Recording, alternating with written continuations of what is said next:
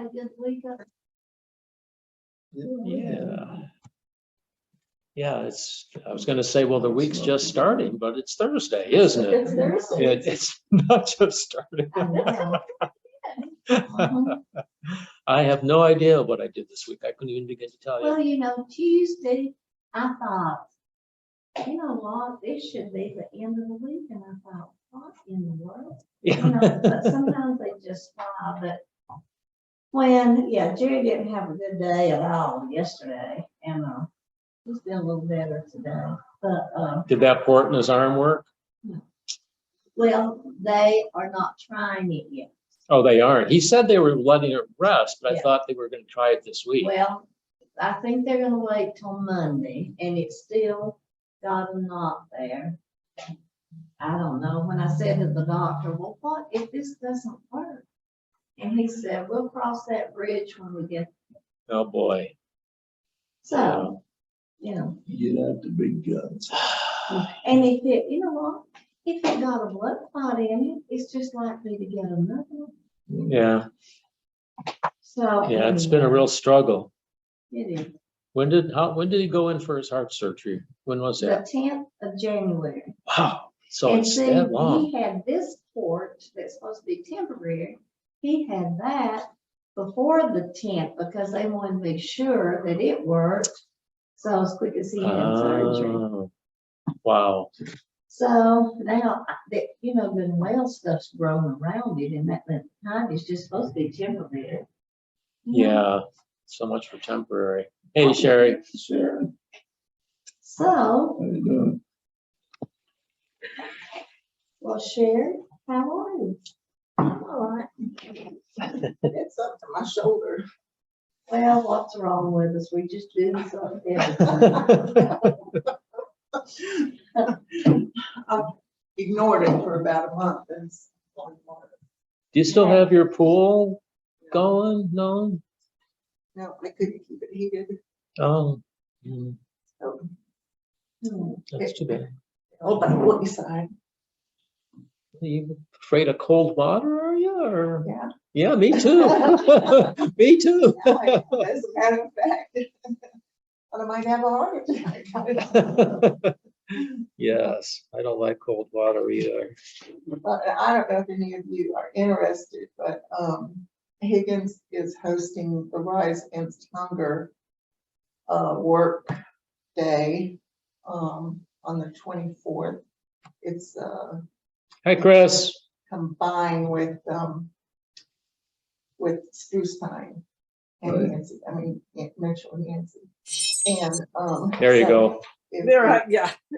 If you want to How you doing? donate. Or I'm good. How are you? I'm here tonight. Well, Yeah. I don't want to do that. I'm here. So we'll turn you around and see everybody here as soon as we get everyone in. Okay. You in Florida? Is that where you live? No, I live in outside of Baltimore. I can't keep these things straight. I really I try. know.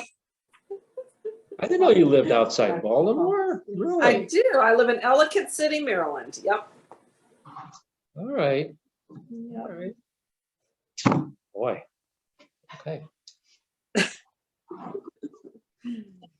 Let's see. Hillary lived in Baltimore for about 3 years, kind of sort of a downtown area, Yeah. very close to the piers and the wharf. You can walk Yeah. over there. Like Literally. Canton is down there, and yeah. Yeah, there's a South huge park Point. and all. It's really Yep. nice. It is. It's a beautiful area. Yeah. Yeah. Yeah. Is your mom coming tonight, you know? She said she would. Yes. So, All right. Hello said she was going to Zoom, Oh, is she gonna Zoom? yeah, she's going to Zoom. drive after dark. It'd be after dark probably when we leave. It would be. Yeah, Carol says she's gonna Zoom because she doesn't want to drive after dark. Right. That's how you know. well, and also Hey, there is. because of their niece. Who's Her bear. her bear? Comes in the evening every night. So She's taking care of her bear? She's taking care of her bear. she's taking She care better not be feeding that bear anymore. Well, he didn't know. Yeah. You didn't hear it from us, apparently. No. I don't know anything about, It's a little bit of a walk from her garage to the house, and at night she does worry about the bear, so. Yeah. I don't Yeah. blame. yeah, sure. I Yeah. understand there's a lot of bears out and about in Yeah. Cattail this year. Yeah. Is that gonna be a lot? Still have to be. Let me tell you what my sister said to me today. All right. I didn't go yesterday. Uh-huh. I didn't go. And I thought it's okay. You can miss a day. So I went today and I took her clothes that I had washed and she was down in this room where they all sit. This is good. But anyway, she's down there and I went down and got her. And I said, come on, let's go down to your room. I'll put your clothes up. Then I'll let you come back. So I stopped and talked to 2 or 3 and one of them, I went to school with her. She's a year older than me. And I went to school with her and I stopped to talk to her. And then I talked to somebody else. And I talked to somebody else. And we went in the room and my sister said, well, you have talked to everybody. And she said, and you haven't talked to me, and I don't like it one bit. And I was like, well, whoop-de-doo. How many years between you? 6. And I said, let me tell you something. I said, I was talking this last time, trying to find your red shoes somebody may be wearing, and your pillow is gone. So it was important that I talked, you know. And she said, oh, I'm glad you're here. But then when I took her back to that big room, she was, you know, she sat down with this woman, and that woman didn't know where she was at either. But, and they was, I guess, speaking the same language. And I thought, well, this is good. I don't have to go back for more. That reminds me one time, my grandmother went to stay with my aunt. And so my aunt invited this friend that she, my grandmother would have friends. And so they were sitting up in the living room and, you know, just having the best conversation. But my aunt went by and my grandmother was talking on one topic and her friend was talking on a completely different topic. And they were just having the Having a good most marvelous conversation. time. Oh, you know, this woman, yeah, Oh, she, yes. she reached Oh, that's over good. and she got Geraldine by the hand and Geraldine was distracted. Oh, yeah. Okay, let's see if I. I thought you were gonna say your sister said she was for a month or 2. Where have you been? Well, when I went Sunday, I said, college retreat. I said, Is there an electronic version of that handout that you could email to us or something we should take a look at? on the trip, she said, somebody asked me about you, and I told her that I was just having a good time. You was on the trip. And I said, There you go. I said, no, I just wish I had one. Hi, Mark and Jerry. Hey, Hello. so can you hear us okay? Let's see. I better get this one right here. I never. It must be the PDF right there. We can hear you. Okay, we can hear you. That's good. Thank you. So Lois is coming on and Elise and Tom. And I take it you cannot hear us. I can hear you. Oh, Oh, good. You were mute for a while. oh, okay, cool. Handout, is there an electronic version of that we can reference or something we need to read? Electronic version of what?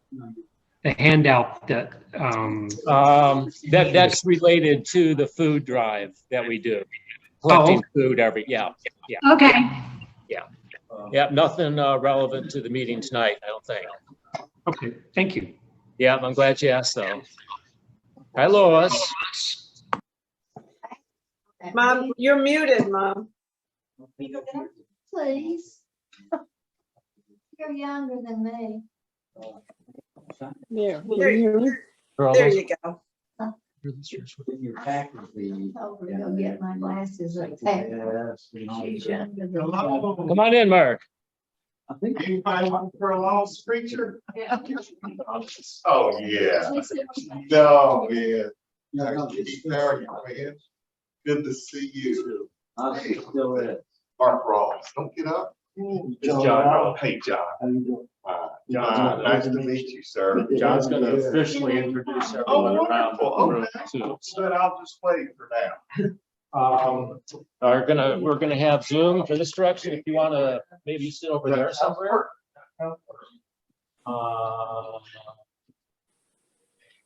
Hey, Sherry. Nice to meet you. Got Okay. 1, 2, 3, 4. Oh, Elise hey. and Tom were supposed to be coming. I thought I signed them in. Yeah, I heard you. I did sign them. Maybe they logged on without video. Elise Walders. Let me try admitting again. There she is. That Alice is just doesn't. She came home yesterday. Okay, so we've got Mark and Sherry, Chris and Lois, and Willis and probably Tom. There's Mark. Hello, friends. Hi. I try to move this back, but I'll move it around some. And if I need to be in a different spot, I'm over here by Darius. Yeah. Yeah. I'll be in Sanford side. That's not like. And this might be everybody. Thing that unless John King shows up, but yeah. So I think this is our gathering. Wonderful. Okay, Wonderful. so let's get started. I think we're all here. You can't think of anyone else that's come. And John is going to get us started tonight. Okay, first thing, thankful to be here. Thank you for being here. Yes, sir. I wanted to introduce the people to Mark Rawls, Thank you, John. Sherry Ingalls. Ingram. Ingram, We've met. okay. Yeah. Mhm. Betty Wilson next. Yes. Janine Robinson Hey, Janine. and Carol Bells. Beals. Beals. Yes, ma'am. With Darius. And Darius, I met. Yes. He's my other. And I know all about Keith. Yes. And our friends online. Thank y'all for joining us. Yeah, Chris is outside Baltimore all this Oh, my time. goodness. I thought she was in Florida, and Lois is up the hill. Yeah. And Mark and Sherry are in Florida, are in Colorado, and we keep losing Willis. well. Anyhow, they're down in Georgia somewhere. Okay. I forgot about the ones on Zoom. No, that's all right. I don't know why. Thank you, John. And I think we'll start off, would you mind having a prayer? All right, let's offer a prayer. Lord, we pause to experience the moment. Here in this valley of Pensacola, of Cattail, we have gathered in our church to reflect, to think about, to get information about what we as a church want to do, what our pathway might be. And so as always, God, we are grateful for the opportunity to be here, but we especially seek your guidance and your wisdom. We especially seek the murmur of the Holy Spirit, that like Paul, we might be guided to the next step in the journey. And it will be a step that is of your will and of your way, so that we in all conscience can make it fully and completely as people of Jesus and the faith. We are grateful that Mark is here tonight, our district superintendent of the Blue Ridge District of the Western North Carolina Conference of the United Methodist Church, to help us discern and have some clarity about our path. So in all ways, may we individually and collectively be people of peace and unity and harmony, of truth, and ultimately of the deepest and most profound love and caring that we are capable of sharing with one another. In Jesus' blessed name we pray. Amen.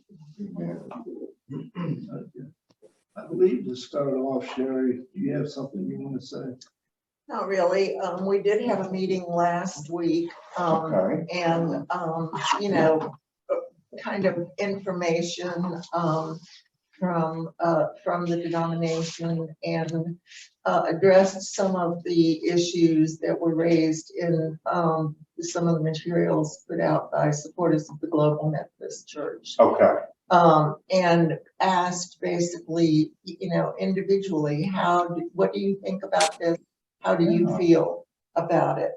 And my impression was that most of the people that expressed an opinion said they're fine with gays coming to our church, but they really didn't want to be ministered to by a gay person. Okay.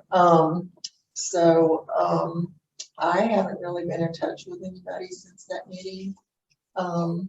Janine, have you followed up with anything? No, and that was only a person. There are some that were fine, and you know, I'm sure they'll speak up. No, I've been really busy this week. This is not going.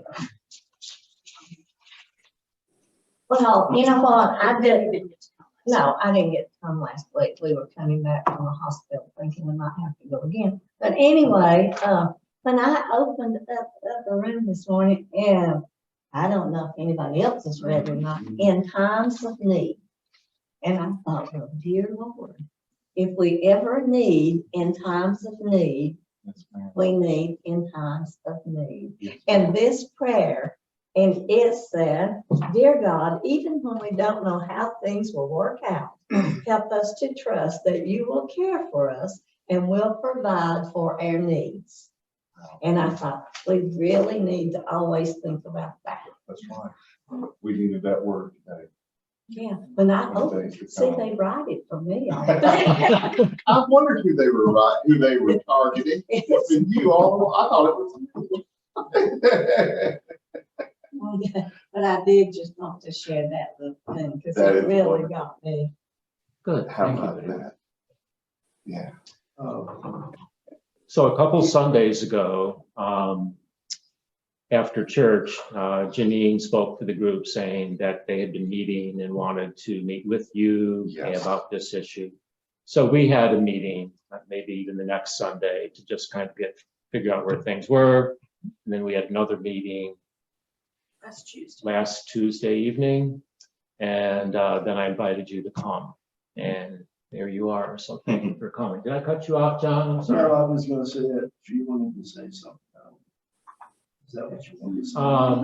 Yeah, just that. You know, it's funny about the way we think about things differently. So let me just say a couple things.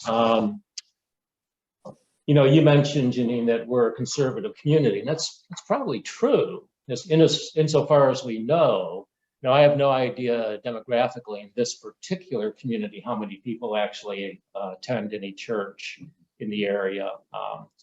If it's like most communities, it's pretty small. So the people that we know that attend church might be relatively conservative, but the people that we don't know that don't attend church might not be so conservative. So I don't know about that, but you know the community better than I do, absolutely. But I was thinking about what kind of church this can be, could be, and I think is. And the United Methodist Church traditionally has been a church that is diverse, caters to people of all kinds and stripes. There is very little consensus between the entire United Methodist Church about what we believe, you know, but I think it's pretty united in typical Orthodox views. The Orthodox views being the Trinity, for the most part, the virgin birth, for the most part, the supremacy of the Bible, for the most part, certainly the resurrection. I mean, the foundational beliefs, I think, are pretty United Methodist. Yes. But above all, it's about community too, community and mission and ministry. So I was thinking, well, you know, there are a lot of conservative churches in the area already. Wouldn't it be nice to be a kind of church, if I were to make that choice totally by myself, that is a open, reconciling community where the sign out front flashes, anybody and everybody welcome. You know, God loves you just the way you are. Come on in and get better. you know, continue your journey on wellness and wholeness. That's one of the things I was thinking about. You know, I lay awake at night doing this, by the way. So I just wanted to kind of throw that out there. I think to be a reconciling place of God's love and acceptance would be a pretty beautiful thing. Another point I wanted to just mention is about conflict and stress. It just feels to me, and maybe I'm alone in this. I'm about conflicted and stressed out.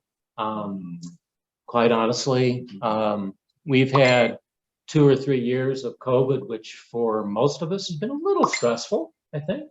Yes. I think the political arena for the last 2 to 6 years, regardless of what side of the fence you're on, has been stressful. Last year's election, or was it 2 years ago, election and the fallout from that has been stressful. The war in Ukraine, climate change, terrorism, mass shootings, you know, I go on and on. There's quite a few stressful things. And one of the things about the church, for me, has always been a place, not of complete peace, but of refuge in some sense. And certain people among you have reminded me of that from time to time when I would get too political, and it's okay. I appreciate that. Because we are a community of the Spirit and of unity and harmony. And so for me, in my old age retirement, dealing with this, gosh, is not something I really wanted to do, quite honestly. But I'm willing to journey this path if that's what we have to do. The last point I want to talk about is kind of my stance on the whole LGBTQ issue, but I think I'll hold on that and bring it up later if we were having that conversation. Of course. So thank you for the privilege of speaking. Thank you for what you shared. I think come as you are and let's get better is a great summation of Wesleyan sanctification. So thank you. Yeah. Well put. Yeah. Yeah. Yeah, I just did a personal study on Wesley's view, and so maybe that's part of where that comes from, but his views on grace is really, really good, really interesting. Yeah. What would be most helpful for me? Because that's truly what I want is to be of help to you. And as you're discerning what your future is, I hope it's with the United Methodist Church. That's the church that I have decided I will serve until I go to glory. And so I don't come here as a completely objective person saying, oh, either one. I hope you stay. But I understand, and I will we'll be friends if you feel as though you need to leave. So just know that my concern is about you and about Pensacola Church, and I just want whatever is best for you. What would you like to hear from me tonight?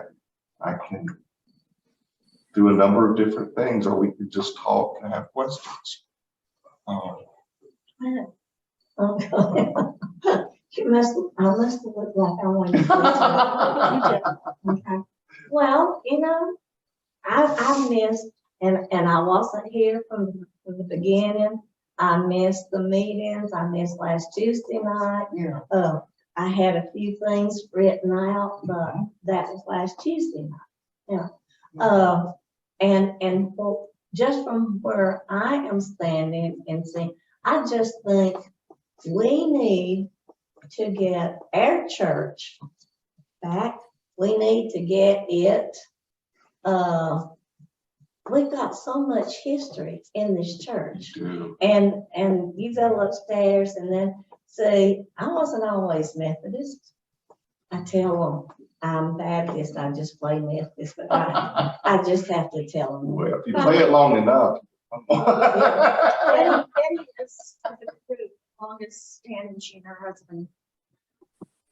He's not a member, but he's been in this church Yes, forever. this is his church. Yeah. But the longest of any of us, except my husband, who was born into this church. Oh, wow. And, Down the hallway. I mean, One the hallway. In the hallway. Sanctuary. but he did go away and come back. So, But I just see so many things, and I just think it would be a shame that if there's such a few of us, if Methodist, I think we need to know, we need to get our deed. We need to get our deed out, and it's ours, and then we can do something. And someone was saying to me, okay, do you think you can afford? I said, well, you know, one time we thought the doors was gonna be closed. And one time, every year for years. and at that time, the DS, I don't even remember what her name was, but she came and she was, okay. And she, yeah, good. She was gonna do all of this and was gonna set up all of this. And I thought, okay, that'll be good. We'll go along with it, you know, and we were willing to listen and do it. That's the last we heard, you know, and so, yeah, there's just disappointing things. And then when I think, yeah, we don't have any young children, and yeah, you know, ours is not as old as we are, but we're getting there. But I would like for us to be able to do a few things without having to be told you have to do this or you have to do that. Does that make any sense to you? No, I don't Do you know. see where I'm coming from? I don't know exactly what you're referring to, but I know that I don't like being told you have to do this or that. Yeah. So I'm certainly resonating with that feeling. Yeah, and I do not know, this is totally hearsay, Sure. but it came from a good source, Yeah. that some of the people that are coming out of seminaries now, when they send us preachers, you know, and one particular, and this I do know did happen, that the lady that was the pastor said for everybody that she didn't want to see flags displayed anywhere because that might offend somebody. And she didn't want them to sing any songs about the blood of Christ. She didn't Because, want the American flag. yeah, because that might offend someone. And I thought, okay, what is going on? Everything's, to me, everything's crazy anyway, you know? And it's just in an uproar. So I think if we're gonna do anything, let's do it and get it over with. Do we want to give the people on Zoom a chance to, because it's kind of. Yeah, I think they know. Let's restate that. Anytime any of you want to chime in about something, just make a loud noise and feel free to do that like we have in the past, okay? And Willis, I think you are finally there, and feel free to unmute so that you can join in. There you go. How's that? That's perfect. Okay. Okay, good. I think one thing I've learned about this church, I've been here 14 years now. But I've studied a lot of the history of the church because of my husband's family being involved in the church for so long, is that it's always been a community church, regardless of the fact that it was a Methodist church. It's always been.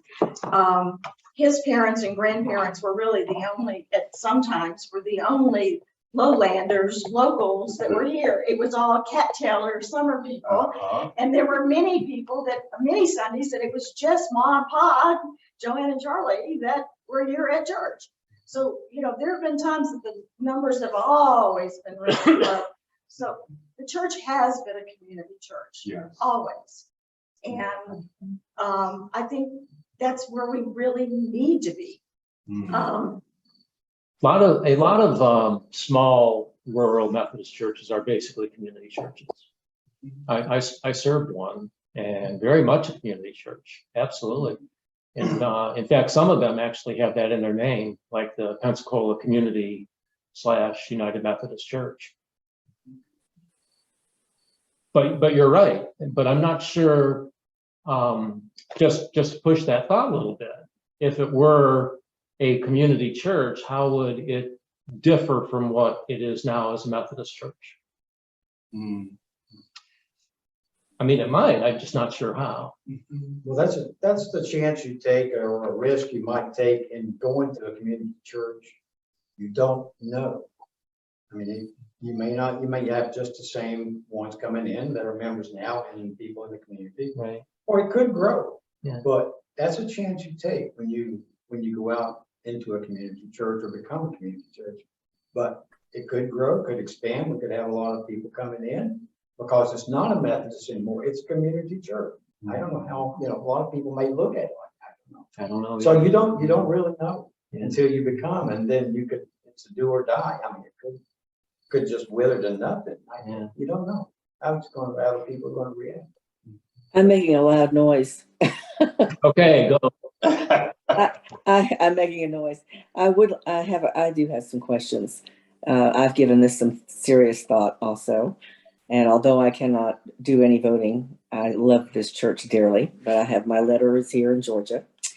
But I do have some questions. And some of my major concerns with the community church or any change that is to be made is how do we find ministers?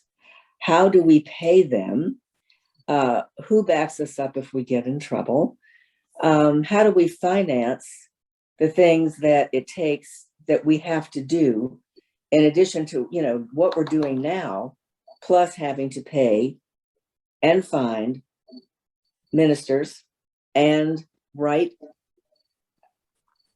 canon law or whatever kind of law you want to call it, or creed or whatever you want to call that. That has to be done so that you have guidelines for your church, no matter what kind of church it is. Those are my concerns. Thank you. Thank you, Willis. Starting a new church. Just very quickly, if I may, I share those concerns. Thank you. About the canon law and the structure and the things. I don't question that we are a community-based church and will always be so. And see that as being inconsistent with being part of UMC personally. Yep. Well, Keith, I feel the same way as Elise. She explained it exactly as I would. I'm concerned about the finances.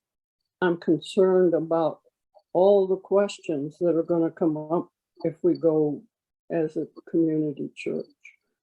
And the thing that worries me, we have had every summer in the past, we've had 45, 50 people in church, and those people are gone, and the replacements in Cattail do not go to church.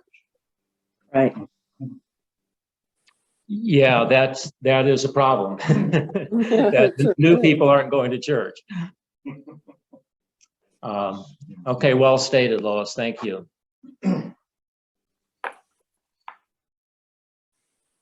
So there's so much to talk about, and I don't have any idea what direction to go, Mark. But the decision, well, I don't know what the decision is.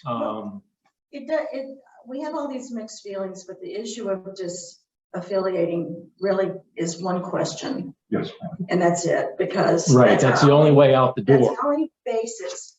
All of these other things may be in our hearts and in our souls and in our minds, but that's the only basis that we have, and that's what our vote has to be based on. But the future of the church does give us a lot of questions, and Elise, thank you for stating all those things. I will say this, as the last thing we need to become is another Baptist church. We have plenty of Baptists here, but just as Laurel Branch ended up splitting off this past year, the church that sprang off is in Burnsville, but they're a community church in Burnsville now. And they did it with a handful of 10, 15 people. And it wasn't rocket science. No, it doesn't have to be rocket science, but gosh. And there are plenty of formats, there are plenty of guidelines as to how to do it. It's nothing it's not going to be like going in and reinventing the wheel. Right. You are going to have an attorney or two. Well, yeah. Yeah. There are attorneys that have been suggested as far as the disaffiliation. Mm-hmm. Then we also have an attorney that's kind of part of the family and comes here sometimes, but that has handled incorporation before. And that's one of the first steps.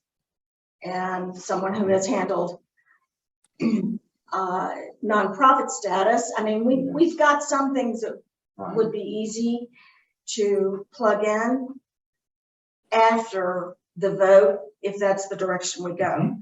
And just like Southern Baptist, which I was raised, you get a pulpit committee and you do some research and you put the viewers out and you find some, I mean, you still have to pay them.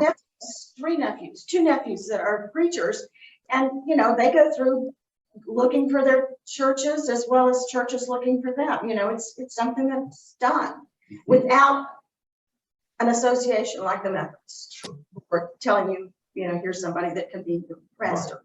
Right. So it's done. You know, it's not a unusual. Here's a question for you. Speak about it. I can hear you. Okay. According to the Book of Discipline, are not supposed to have gay marriages in the church, or not supposed to have openly gay pastors. But this is happening within the Methodist Church in other areas. And there doesn't seem to be any repercussions for them not following what we agreed upon. So if groups are not going to follow the rules, why stay with the group that's, you know, that you feel you're going, okay, we've said this, we're supposed, you know, that we're supposed to be following this, but it's not being followed. You know, Who's to guarantee it's going to continue not being followed, or swing the other way and say, well, do whatever you want to do. My response to that question is I understand it in 2019, when there was a special, excuse me, friends, I'm sorry, when there was a special general conference dealing specifically with the issue of human sexuality, it became so clear that the church was splitting, that both traditionalists and progressives on this issue agreed, let's hold church trials in abeyance until the next general conference. And that's why that right now there aren't. Oh, I haven't heard that. So that's why that there aren't church trials that are taking place because of what the discipline now says. Now, what none of them expected, or what they expected, this was February of 2019, is that in May of 2020, there was going to be another general conference, and that would decide things. And so they were holding it in abeyance for a little more than a year, and now it's 5 years later. And that has understandably stretched some folks who say, wow, this is abeyance for this long. That wasn't the intention, that it would just go on and on and on, but it was saying, let's wait until the next general conference. And what they were planning, you know, the protocol, as it's described, a protocol for a gracious separation. That was one of the factors in that we're about to split into UMC and something else. Now we can name that something else. It's the GMC, I think. They said, well, let's just not have a trial until this split happens. So when you say not have a trial, you mean not have any disciplinary action toward any of the pastors Around this issue. or bishops or anybody that had done anything that was against the discipline? Yes, just around this issue. Let's hold this issue in abeyance until we can meet again as a general conference. Well, that raises a question for me. Yeah, I had, and all the stuff I've read and listened to, I have not heard that at all. That's my understanding. Mhm. You know, and looking at the information that was available, it looked very much to me like the western half of the United States basically refused to go along with the guidelines the way they were written. Mhm. And I took that to mean that they were of aggressive leaning nature or whatever. Mhm. Well, now a more conservative group, more traditional, the Global Methodist Right. Church has formed. Yes. And, you know, some, perhaps even many churches are disaffiliating and going with that. Mhm. So it looks to me like, you know, there's going to be a central group that's United Methodist, and that, you know, assuming that those that refuse to go along with what the Book of Discipline said are going to leave and form a more progressive group. And now there's this Global Methodist that's more traditional. So, you know, would you say that you have your finger on the pulse of how the individual churches are splitting, and you know who, you know, what percentage, you know, is it Western versus Southeastern, or you know, how's that going? That's a very fair question, because a lot of what I can say about the future is prognosticating, and that's, you know, that we have to take that with a grain of salt when anyone does that. What has happened so far is our annual conference, about 1% of our churches have chosen to disaffiliate. More will. There's no doubt about that. The projections for our annual conference are between 15 to, I've heard as high as 30% of churches will leave. And I think.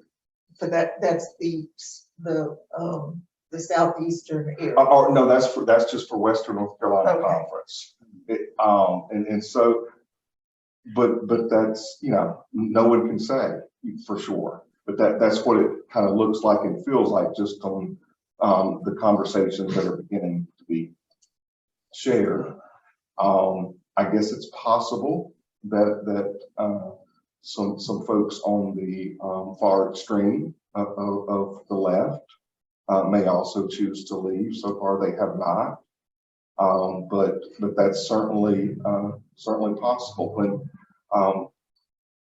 one of the things we're talking around is paragraph 2553. Yeah, I don't see how the ones on the left could leave, because they wouldn't agree with the only window of why you can leave. I'd like to speak up as someone who represents a more progressive point of view than what is being represented in the room.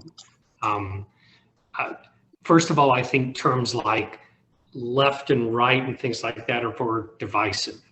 Political. I believe that for Sherry, and I won't speak for Sherry, we have more progressive views than others and less progressive views than others. Quite comfortable and are desirous of being in a traditional church, and I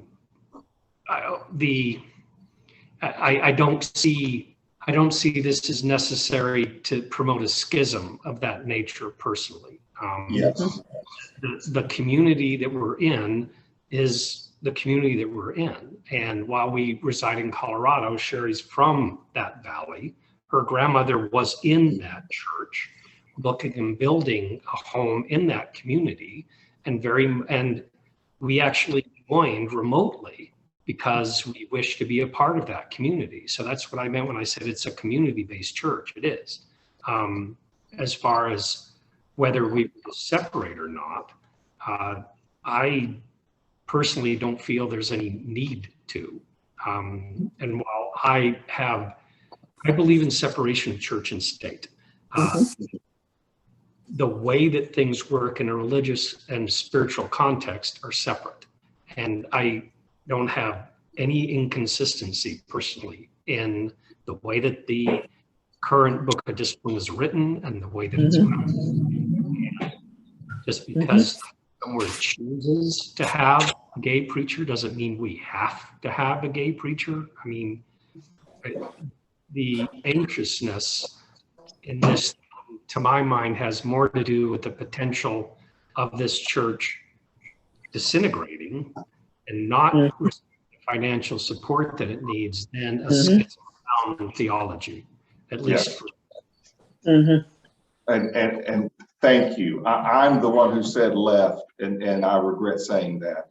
I pride myself in not falling into that, but I sure did this time. So, but I will be more careful with that, because I couldn't agree with you more that we don't need language that increases division or puts people in categories.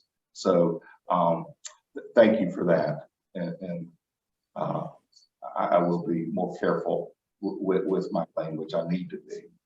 And can I address something that Janine just said? How would a progressive be able to disaffiliate from the church? But the book of discipline is not pro homosexuality. I mean, I believe it says in there that it's not compatible with Christianity, or am I wrong? It says it's not. No, you are correct. You are correct. Okay, how could they not disaffiliate based on not being able to agree with that statement? That's all. That's the only point I have.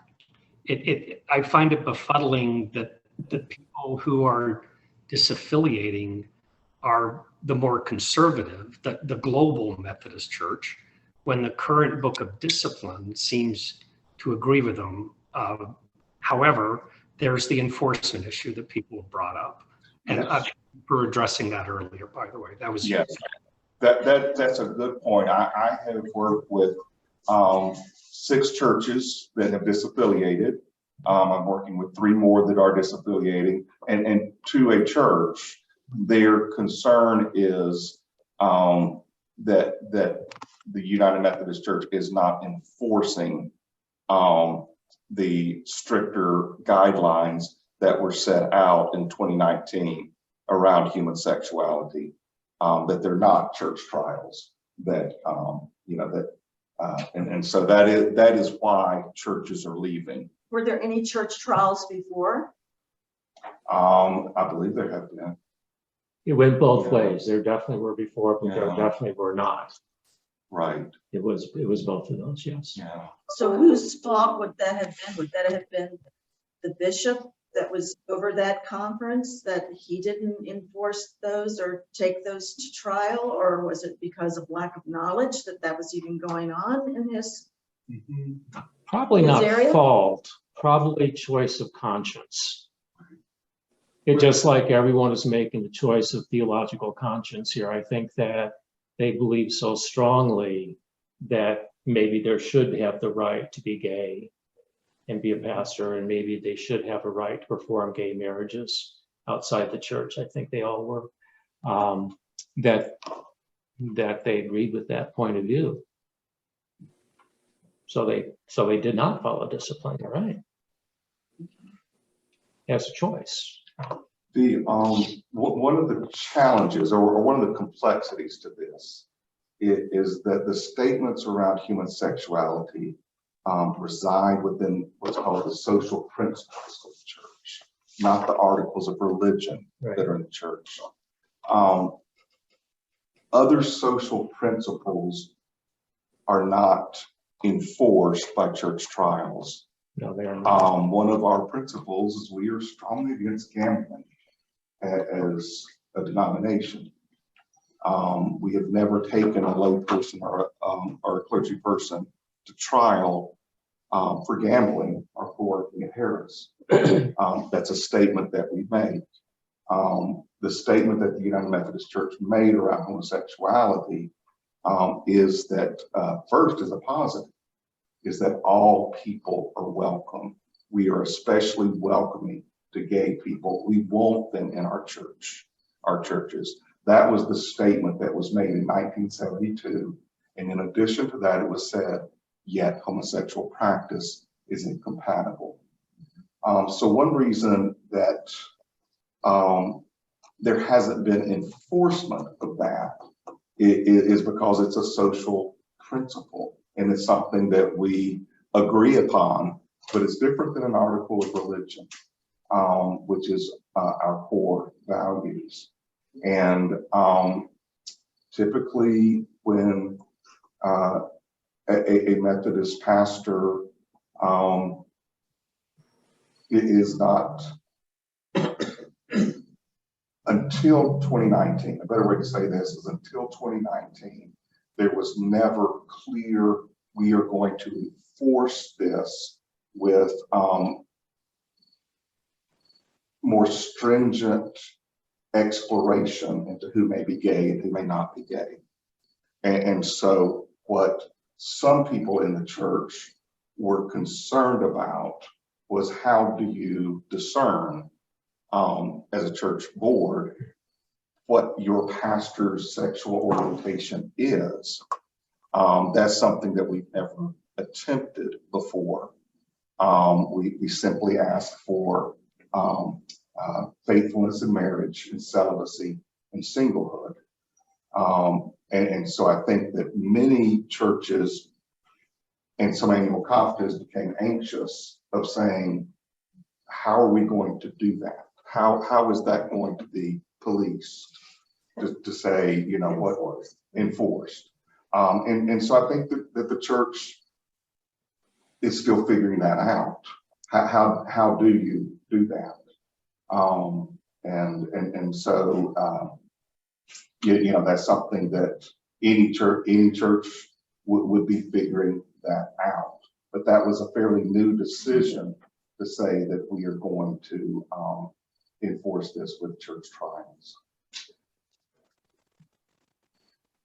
Well, I would like to speak about the unchurched.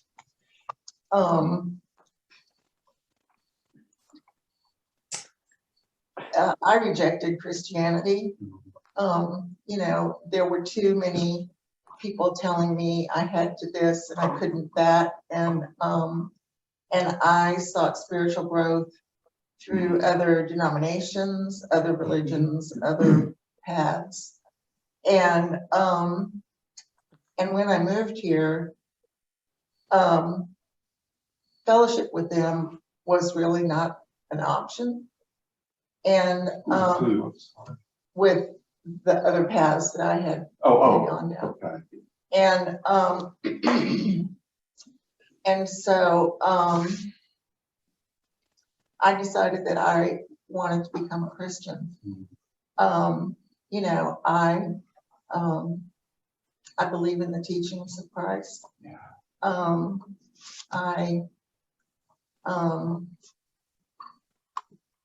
You were living in your mother's house and she'd been praying for you all your life. And she was a sponge member of this church.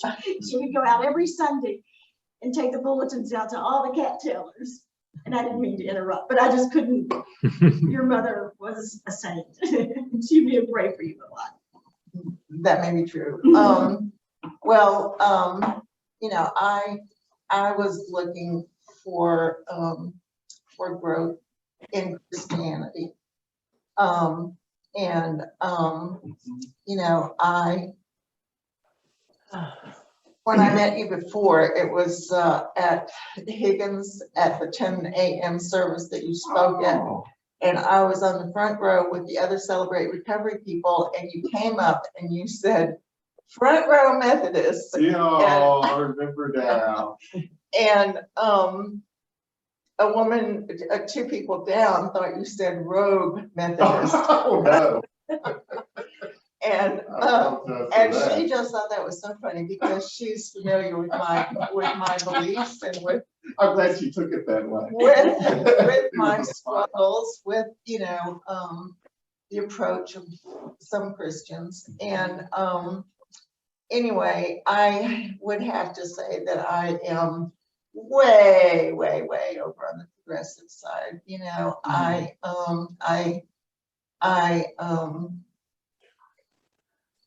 I love Jesus. I want to be like Jesus. I want to serve Jesus. I don't really think that God and Jesus are the exact same thing. I think that God's a little bit higher than Jesus. And I know that that's not in compliance with the Book of Discipline and all of the established Apostles' Creed and stuff like that.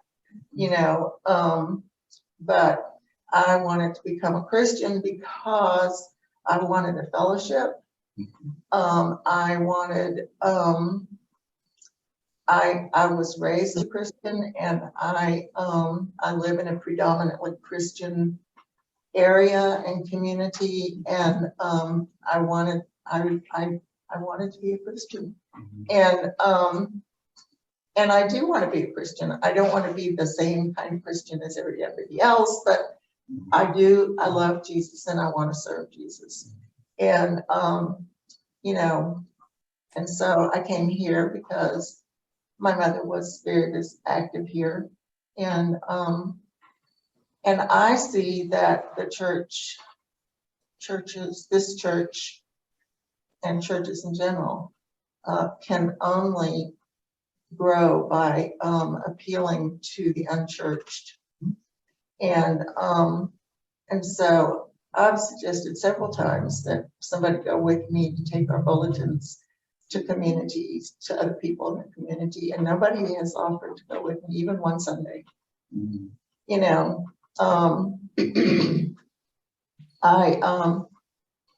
There was a prayer group of women, and I tried to go to join in a couple of times and was told this is not the time. And so I have not really felt embraced by this church. I'm sorry. Yeah, me too.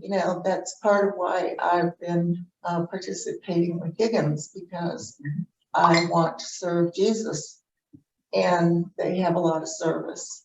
But, I will say, doesn't matter what you call it. And I know that this is a very loving and welcoming church to the people who come here who are already Christians, but, there are more and more people who are conflicted the way I am.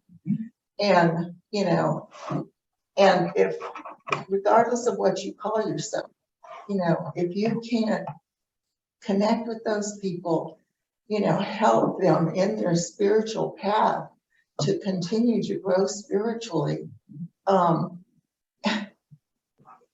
don't see how they're going to get to come in the door, and so when I started coming and I liked the people and I liked everything, and I looked up on the website, okay, what is Methodist? My mother was raised Methodist, very, very devout Methodist family. And I looked up and it said that that everybody's welcome, that Yes. that Yes. that you don't already have to be a Christian. You don't have to go up to the That's right. front and say I'm a Christian, in order to be welcome and to grow spiritually. And so I became very, very comfortable with becoming a Methodist Christian. And and so I don't see how this church or any church in this valley or anywhere is going to be able to grow by being another Baptist church,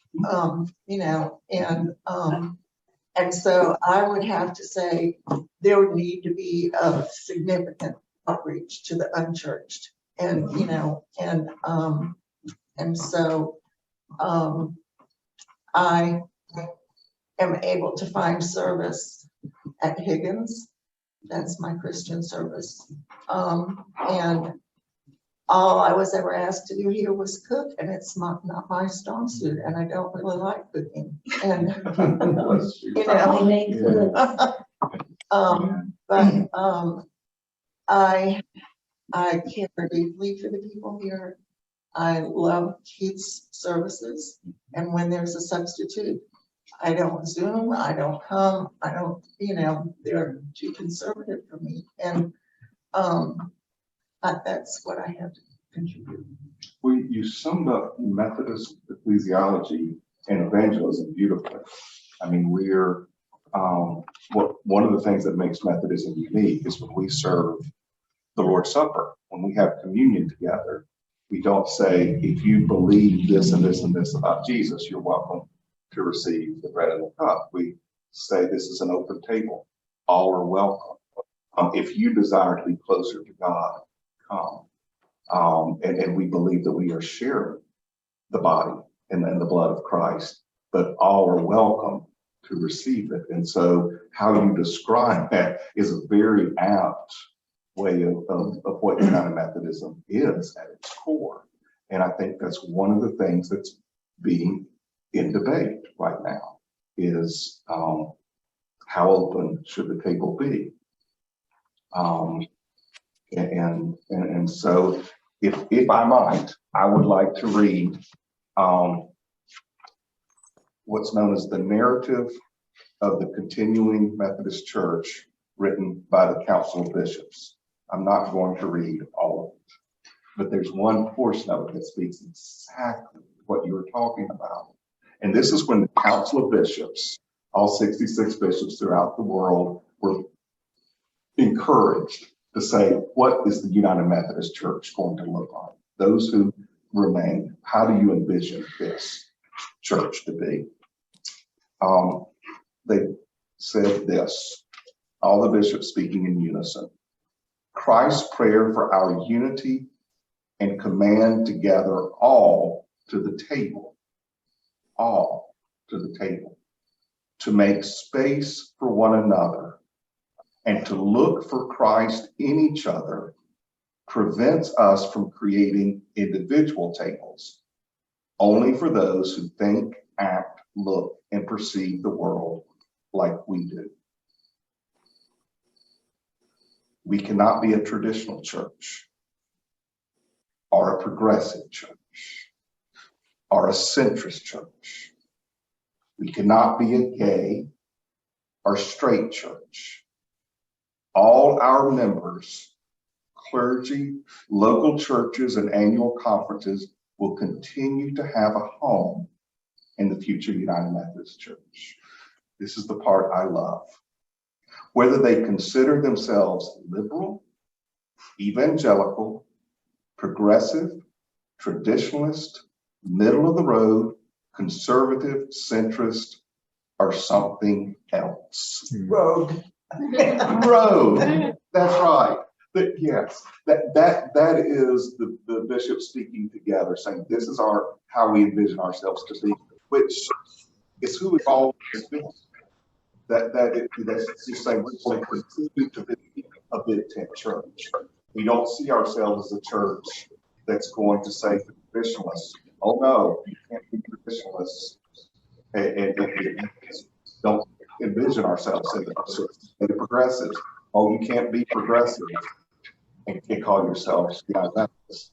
There's room for both, and that's not for everyone.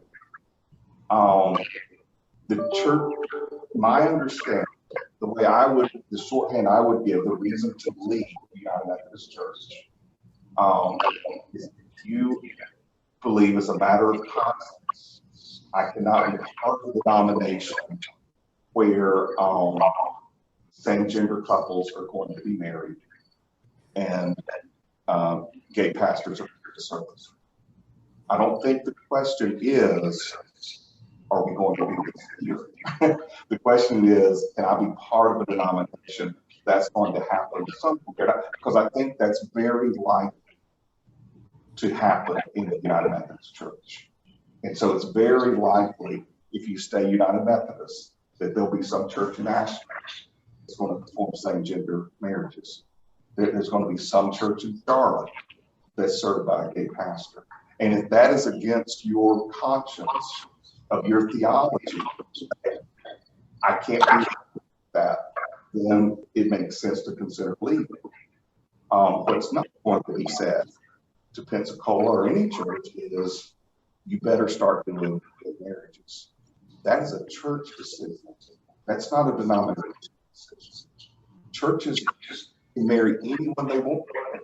I mean, they make their own rules for who can be celebrated union in marriage in their sanctuary.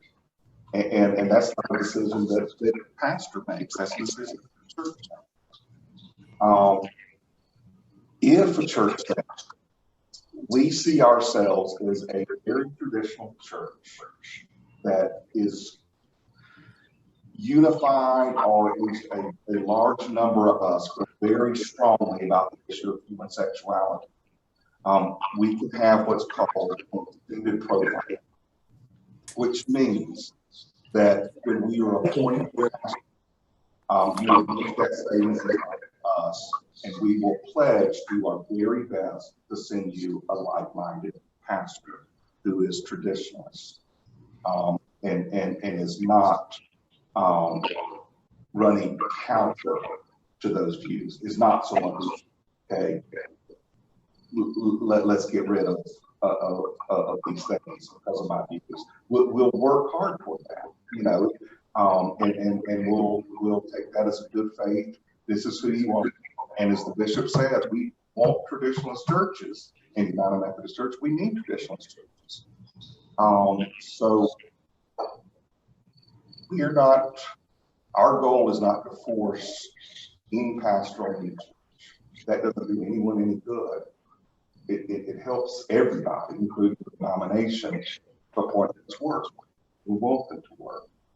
It's also said, and this is somewhat controversial, but it's also saying that this is a different conversation that you can have with your district superintendent cabinet than if you were saying we don't want a woman church, or we don't want an African American or Asian church.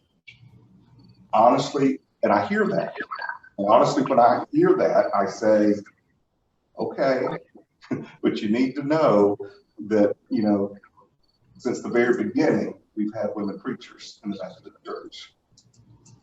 You need to know that we are all committed to being more ethnically diverse.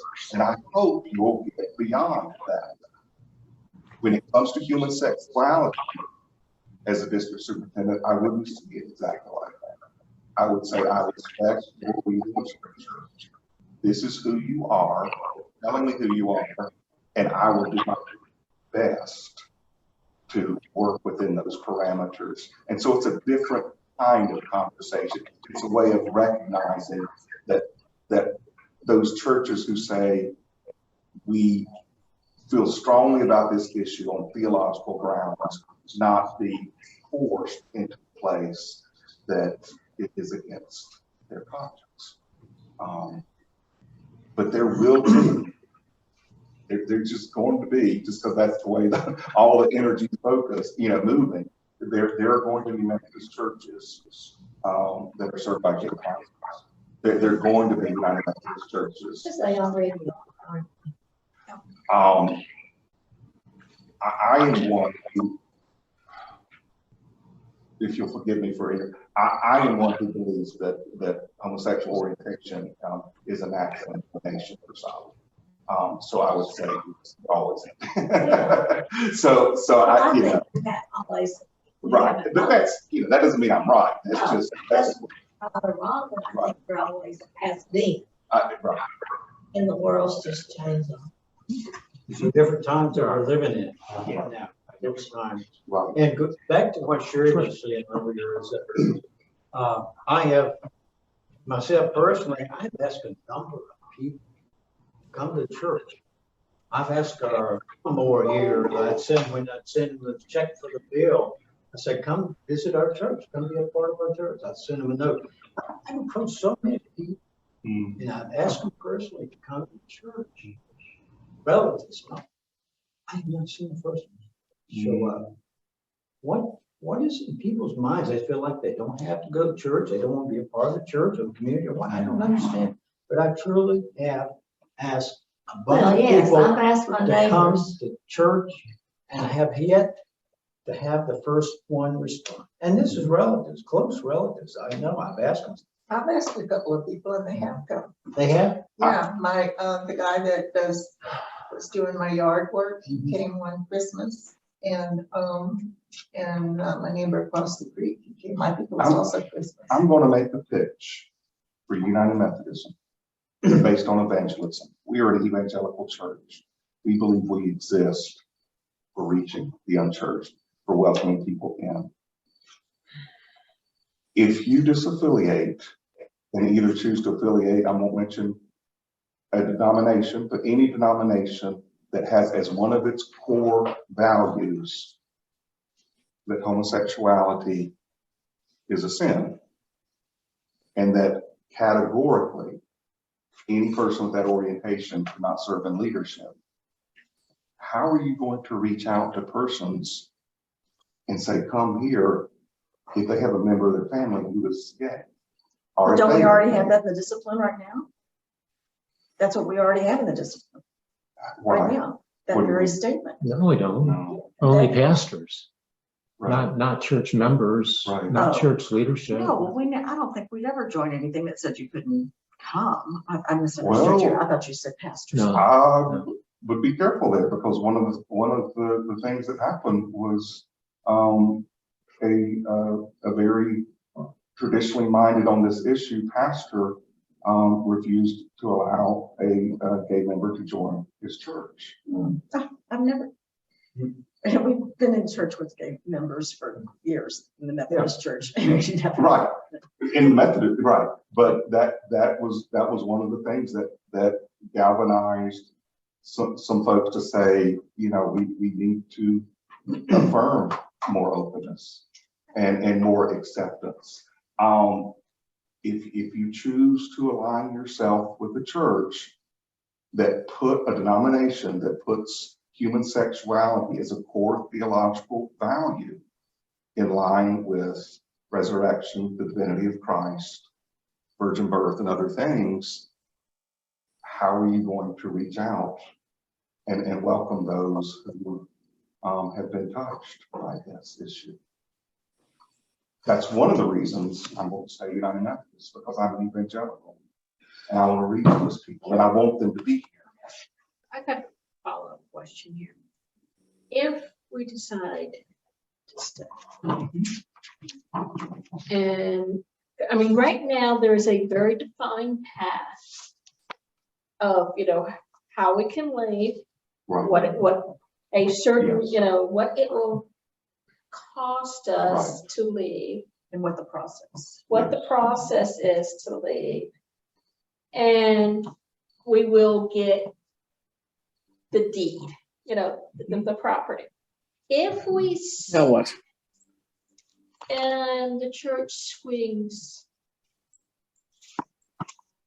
Very progressive. very progressive, and we feel uncomfortable at that point, then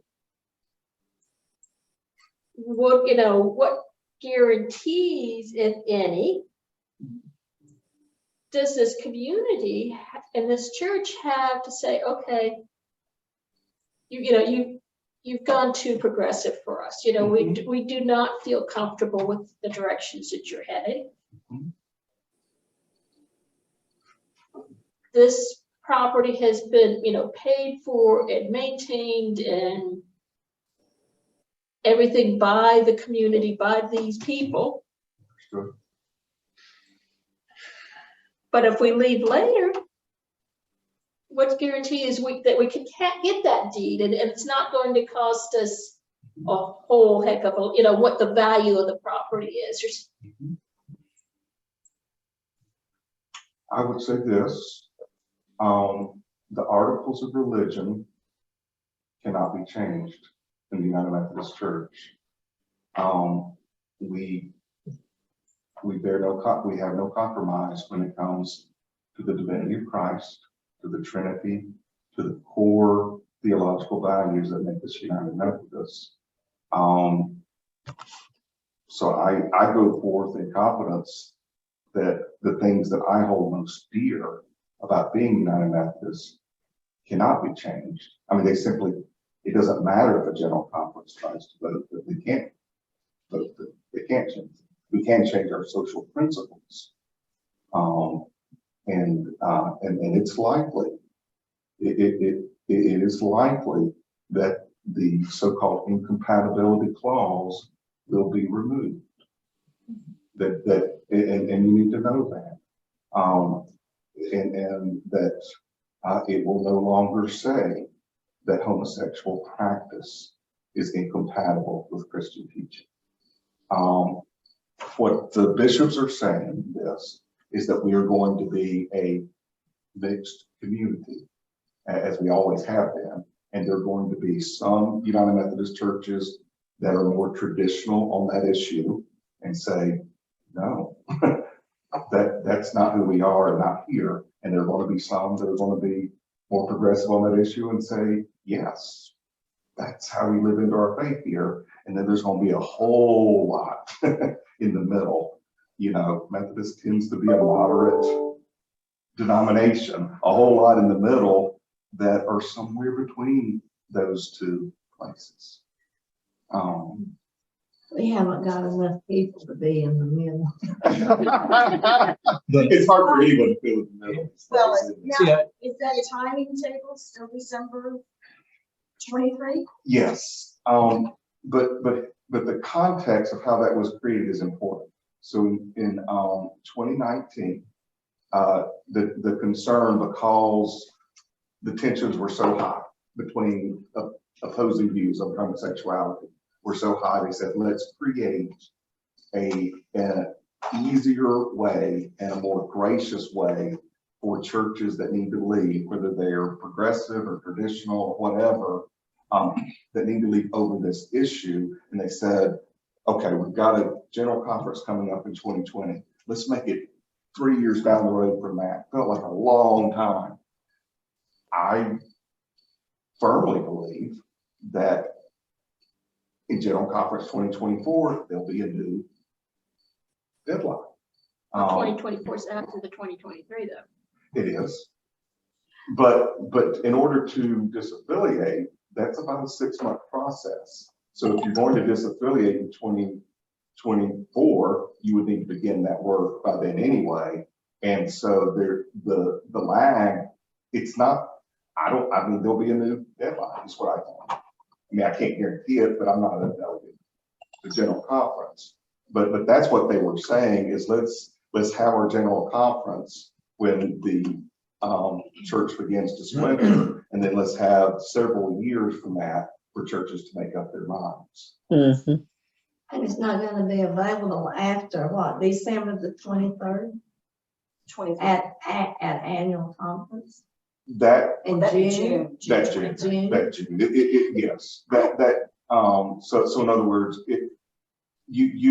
churches will be disaffiliating in 2024 annual conference. They will just have completed the work or made a statement that we choose to. But remember, general conference is going to be in May of 2024. And so there'll be, I can't guarantee it, of course, but there'll be a new deadline. And I imagine it'll be something like 2028 that says, you know, this is the way to, if you want to join the Global Methodist Church, or if you want to disaffiliate.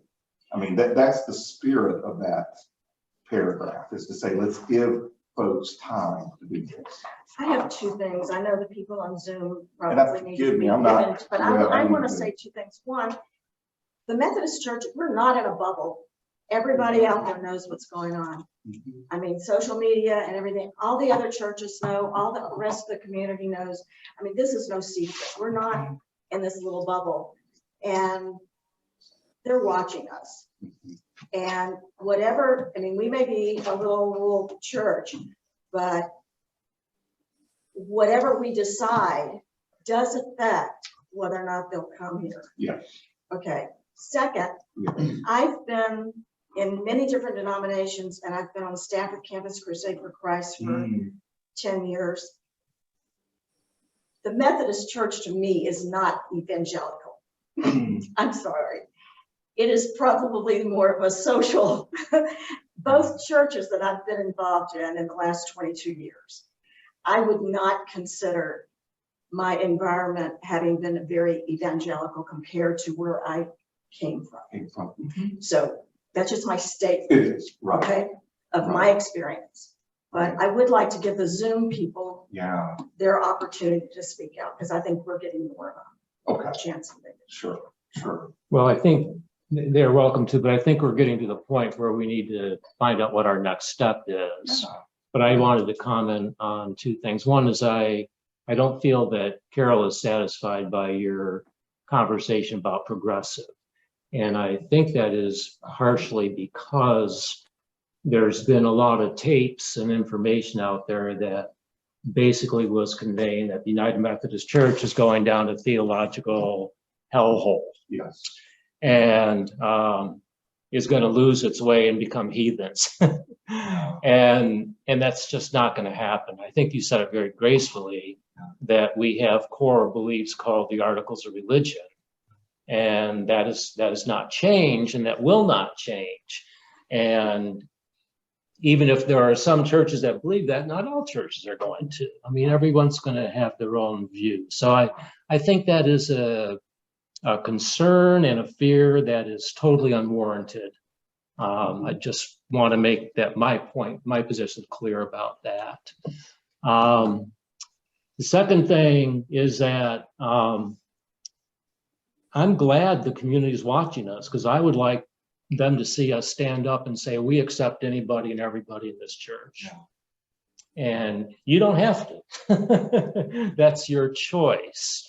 And if the community is watching, maybe all those unchurched people that Lois spoke about would say, hey, that looks pretty good to me, because the other church in the community, I don't agree with their theology. Right. And like Darius said earlier, you don't know. You throw the hat up in the air, whether it's called a community church or whatever, you don't know what's going to respond.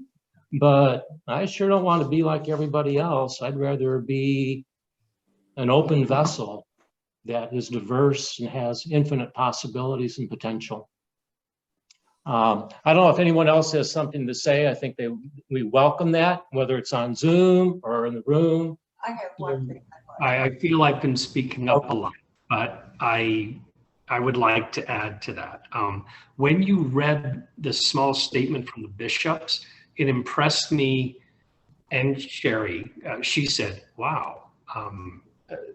But to me, it seemed incredibly Christ-like. Christ, when he taught, he didn't say, oh, wait a minute, you're not circumcised, go away, I'm not going to talk to you. You're a prostitute, don't even come in the door. Oh, wait a minute, you're a leper, I'm not talking to you. Christ preached, meet people where they are, accept everyone, help them grow and come to that. And that's why I'm comfortable with the Christian religion, is because of that openness. I believe that when you put rules and say, no, you can't come in the door, Christ did not do that. Christ would welcome them and engage them and help them grow.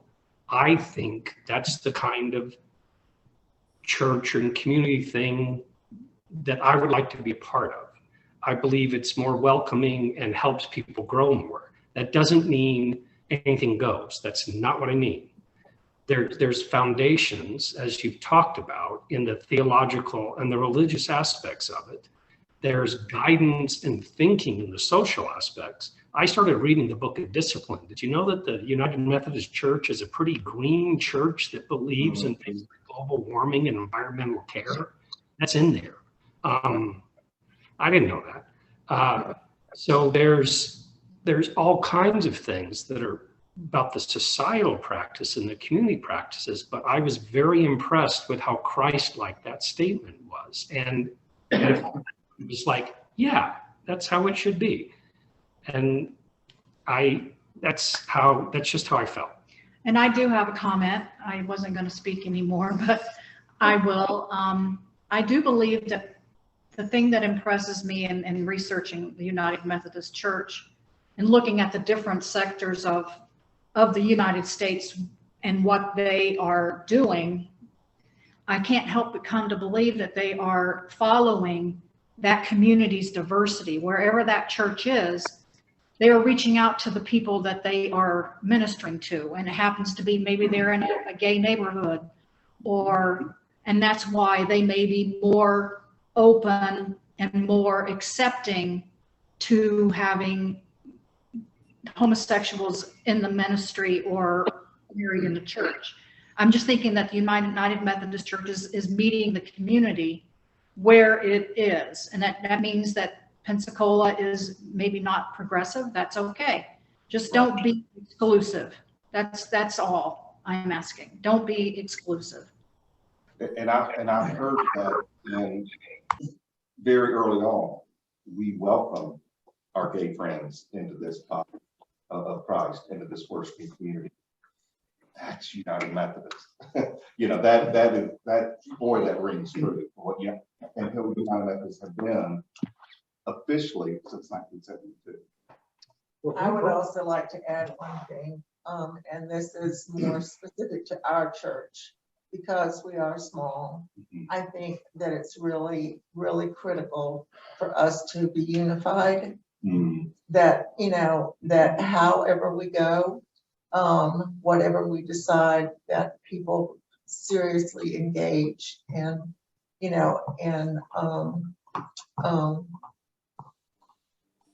look forward to, maybe we need to set new goals or, use this as a way to inspire us. But I think unity is really important here. We begin to turn into pumpkins after 8 o'clock. We go back to. I don't live. Yeah, what do we do now? It all depends what you want to do. If a consensus of church leadership wants to explore disaffiliation, I will, of course, do that with you and will help you take those initial steps. I would need a letter written from your church council, your administrative board's chair, explaining just that this is the consensus that we've reached. It doesn't have to be 100% unity, but we've come close to consensus here. And this is how it fits in with the human sexuality debate. Because under paragraph 2553, it's churches who are leaving as a matter of conscience over that issue, whether they're progressive or traditional on that issue. They are allowed this special dispensation, that's the right word, to I would say simply honor their commitments to past pastors who have served, and we need to, they're part of that to fulfill their pension for them and their spouses, to honor that portion of it, and to be up to date plus 1 year of apportionments, and then if a 2/3 vote says yes, we want to disaffiliate, then it will be honored, and you will pay that amount, and the deed will be yours. The church is yours. The endowment is yours. It's a way to clearly say this is a gracious exit for churches who need to leave over this issue. But I'm not, from what I'm hearing, that this is a church that is at that point. You may be, and I may be mishearing, but a lot of what I'm hearing is we're a United Methodist Church. We may just be a little bit more, on the whole, on the more traditional side of the United Methodist Church. But I will honor and help you disaffiliate, not because I want you to go. I don't. I want you to stay, and I want us to be in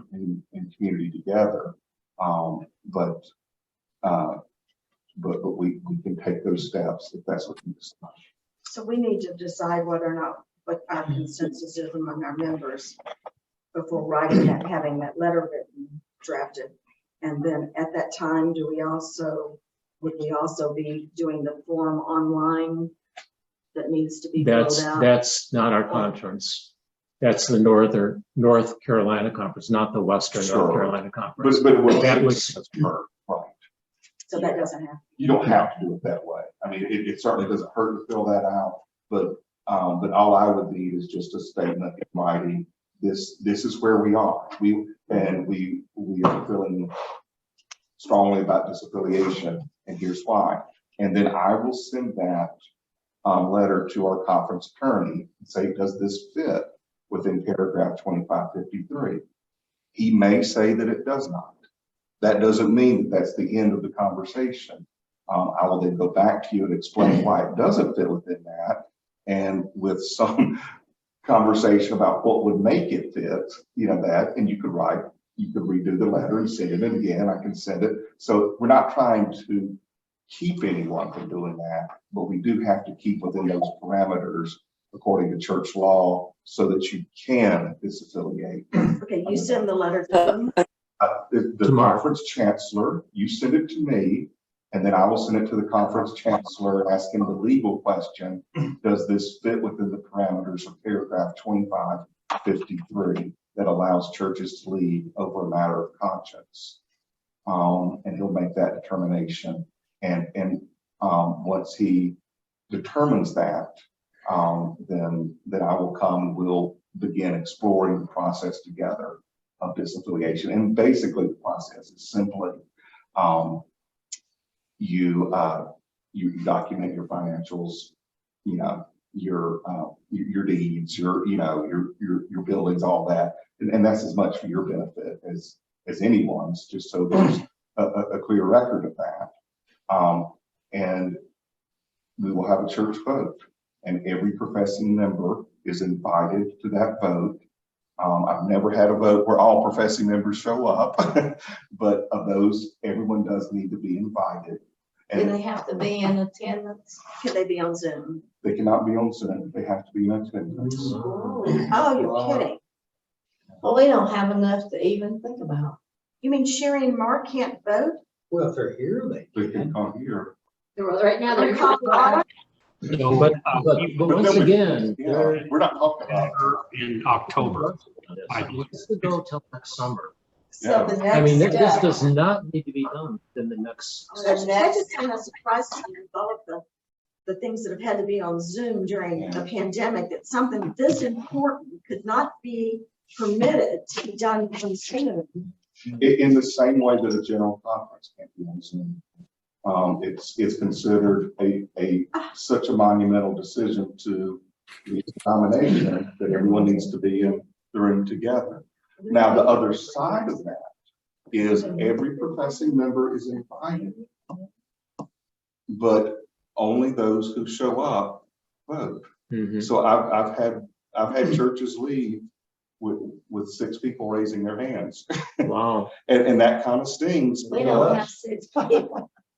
but the next step Well- then is for the church leadership to meet and make a decision as to whether or not we want to move forward. With disaffiliation. Uh-huh. Yes, ma'am. And then the next, after paperwork and so forth, there would be a meeting of invited members, Mhm. and 2/3 of that Yes, attending would have to That's vote right. in favor of disaffiliation. that's right. If 4 people show up and 3 vote to disaffiliate, you've disaffiliated. I know, that's tough. That's tough, but here's a question that's, I brought up to Keith the last time we met, I think. And he said, there's a question for you. So he has a 2-church charge. yeah. What if this church disaffiliates and the other church decides not to? I mean, how do you handle that? Well, you can't be on a charge. I mean, once you disaffiliate and you're no longer on a charge, we would then fall free. If you disaffiliate, fall free. I'm hoping we'll remain United Methodist, and we'll work with them send them a So that pastor. kind of puts a financial burden on them unless they go with some other churches that. And that might be something I would consider. Yeah. Is there another way to pay? That's right. Yeah, that's. Excuse me, I'm here. I have a question about, I think you mentioned how many churches you were handling that were, had disaffiliated and how many were in the process of disaffiliating. I wondered how many of those were going to the Global Methodist Church when they disaffiliate, or if you know.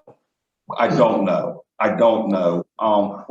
What churches are telling me that are disaffiliating is that they're more interested in becoming a non-denominational community church. Thank you. So that it looks like the majority that have disaffiliated, that is their goal. Mm-hmm. Okay. It's also true, and another piece of this is that after General Conference, the assumption is that for churches that want to join the Global Methodist Church, they won't have to go through a process of disaffiliation. Disaffiliation is for churches that say we want to go on our own and not be a part of Methodism.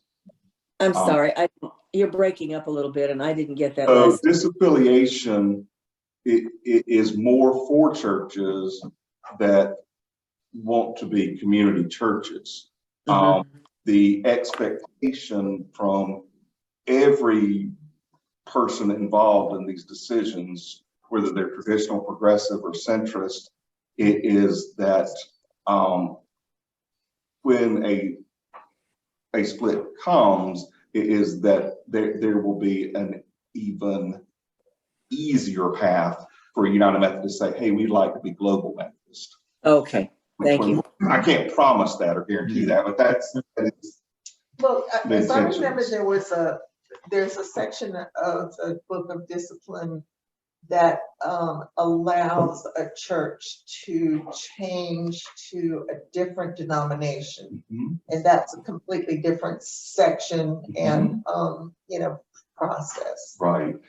That's a completely different process.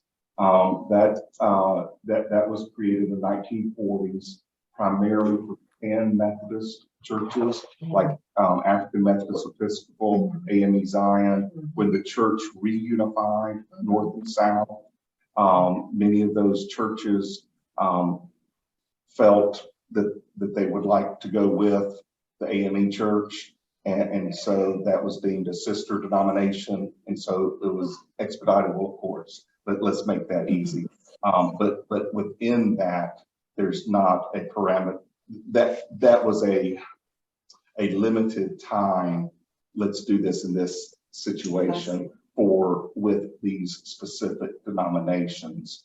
The assumption is that the global church will be named that kind of denomination. What puts that in jeopardy is that the Global Methodist Church has been very vocal about United Methodists not believing in Jesus, not believing in the fatherhood of God. And to have a comity agreement is to say to one another, we will never do each other harm. And I don't know what's going to happen because the Global Methodist Church started, and a lot of disinformation, to put it kindly, has been said about United Methodists, who we are, and that's something that we don't do with churches that we're in that kind of unity with. It's like that with Moravians. We're very united with Moravians. But as United Methodists, we never go around and say, hey, Moravians aren't really Christian. Moravians don't really love Jesus, So if there's going to be that, they're going to have to stop that and stop saying United Methodists are this and that. Well, that's considering. Yeah, I don't know. I hope that they'll stop. So in the 24 general, that's there's a possibility there will be another extension. Oh yes, A possibility. yeah. See, I'm kind of one of these Yeah. type, let's wait and see. Let's see which direction. I'm that kind of a person. I don't like to rush into things, but I don't want to be in a hurry either. About marriage too, it took us. I was 20 that way. I years. took it forever. That's the lie of the night. That's me. All right. But I'm kind of that type of person. She's ready to jump into things. I'm kind of, I'm gonna wait and see. Let's wait and see. Me too. This is going in. Darius? And I blame the internet for all this mess, you know, all this stuff, it's on the internet, Yes. everybody reads it. Yeah. I'm not an internet. Bad person. information. Sometimes. Bad information, misinformation. One last statement. COVID came out and everybody, there was so much messed up communication and so many different points of view. I would say to my family, look, decide what you want to believe and then get on the internet and you'll find it. Yes. I mean, because Almost over. to go to the internet to learn, it's going to be screwy. So just decide what you're going to believe and go look it up because it'll be there. That's a good benediction. And that's true on both sides. Yeah. Thank y'all. Thank you, Mark, for being Thanks, here. Grant. I'd be so honored, John. Thank you, sir. Gracious God, these are tough questions. These are heart-wrenching conversations, but our hearts belong to you. And that we know is true. And so we can love each other, we can honor each other, and we can move forward, as Wesley said, hand in hand, because we seek to follow you to the very best that we can. Bless us in our steps so that we may do just that. In the strong name of Christ, we pray. Amen. Amen. Thank you, friends. What a great conversation. Thank you. Love you, Sherry and Mark. Thank you. Bye. Me Thank too. you. Bye. Hey, thanks for spending Bye, time with Chris. us tonight. Bye. Thank you. Bye. See you Sunday. Thank you. All right. Thank you, everybody. Love you. See you Bye. later. Bye-bye. You know, Sherry.